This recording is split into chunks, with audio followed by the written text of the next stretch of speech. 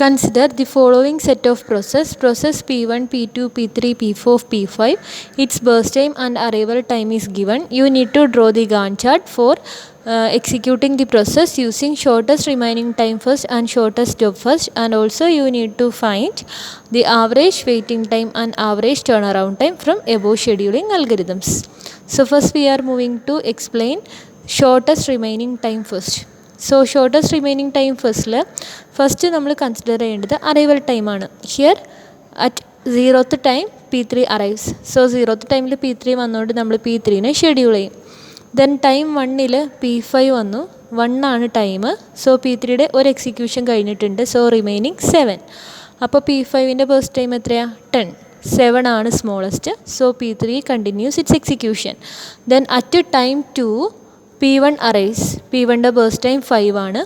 So P3 time 2 വന്നിട്ട് 8 - 2 വരുമ്പോൾ 6 വരും. 5 ആണ് ചെറുത്. സോ P1ന് അലൊക്കേറ്റ് ചെയ്യും. P1 2ൽ അലൊക്കേഷൻ നടന്നു. 3ൽ P3 വന്നു, പക്ഷെ അതിൻ്റെ ബേസ്റ്റ് ടൈം കൂടുതലാണ്. 4ൽ ആരും വന്നിട്ടില്ല. ദെൻ 5ൽ വന്നിട്ട് P4 വരും. അപ്പോൾ P4ൻ്റെ 4 ആണ്. 5 വന്നപ്പോൾ 2 തൊട്ട് 5 വരെയും 3 ഉണ്ട്. സോ ഓൾറെഡി 3 കഴിഞ്ഞു, ഇനി 2 ഉള്ളൂ. സോ P1 തന്നെയാണ് ചെറുത്. So P1 completes it's execution. അപ്പോൾ ടൈം 7 ആയി. 7 ആയപ്പോഴേക്കും എല്ലാ പ്രോസസ്സും വന്നു.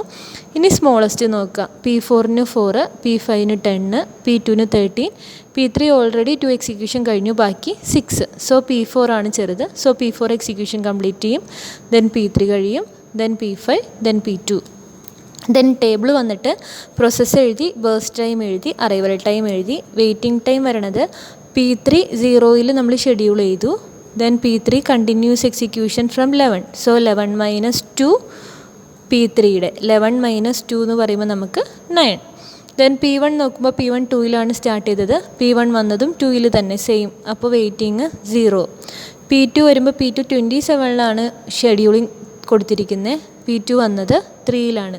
സോ 27 - 3 24. അങ്ങനെയാണ് വെയിറ്റിംഗ് ടൈം എഴുതിയിരിക്കുന്നത്. ടേൺ അറൗണ്ട് ടൈം എന്ന് പറയുമ്പോൾ waiting time plus burst time. Then average waiting time എന്ന് പറയുമ്പോൾ വെയിറ്റിംഗ് ടൈം ഫുൾ ആഡ് ചെയ്യുക ബൈ നമ്പർ ഓഫ് പ്രോസസ്. ഇവിടെ 5 ആണ്. So 5.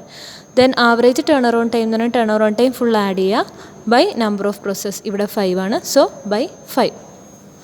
Then next shortest job first scheduling. Shortest job first ഷെഡ്യൂളിങ്ങിൽ 0th ടൈമിൽ arrive ചെയ്തത് P3 ആണ്. P3 കണ്ടിന്യൂസ് ഇറ്റ്സ് എക്സിക്യൂഷൻ 8ൽ complete ആയി. ദെൻ നമുക്ക് ക്വസ്റ്റ്യൻ നോക്കാം.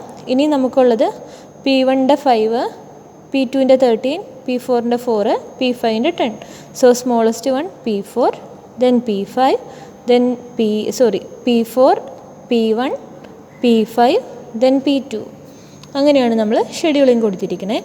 ഇനി സെയിം ടേബിൾ തന്നെ നമ്മൾ വരച്ചു. Process, burst time, arrival time, turn around time, waiting time. So waiting time വന്നിട്ട് ഇവിടെ P1 12 ആണ് സ്റ്റാർട്ടിങ്. P1 വന്നത് എപ്പോഴാണ്? 2ൽ. സോ 12 - 2 10.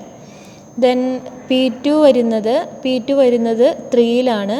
P2ന് ഷെഡ്യൂളിങ് കിട്ടിയത് 27ൽ. സോ 27 - 3 24. P3 വന്നത് 0ൽ. 0ൽ തന്നെ ഷെഡ്യൂൾ ചെയ്തു. So waiting time 0. P4 വന്നത് 5ലാണ്. ഷെഡ്യൂൾ ചെയ്തത് 8ലാണ്. സോ 8 - 5 3. P5 വന്നത് 1ലാണ്. ഷെഡ്യൂളിങ് കിട്ടിയത് 17ലാണ്. സോ 17 - 1 16. മുന്നേ ചെയ്തതുപോലെ തന്നെ ടേൺ അറൗണ്ട് ടൈം എന്ന് പറയുമ്പോൾ waiting time plus burst time. Then average waiting time എന്ന് പറയുമ്പോൾ ഈ വെയിറ്റിംഗ് ടൈമിൻ്റെ കോളം ഫുൾ ആഡ് ചെയ്യുക ബൈ 5 നമ്പർ ഓഫ് പ്രോസസ്സ് ഉള്ളതുകൊണ്ടാണ്. Then average turn around time എന്ന് പറയുമ്പോൾ ടേൺ അറൗണ്ട് ടൈമിൻ്റെ കോളം ഫുൾ ആഡ് ചെയ്യുക ബൈ 5.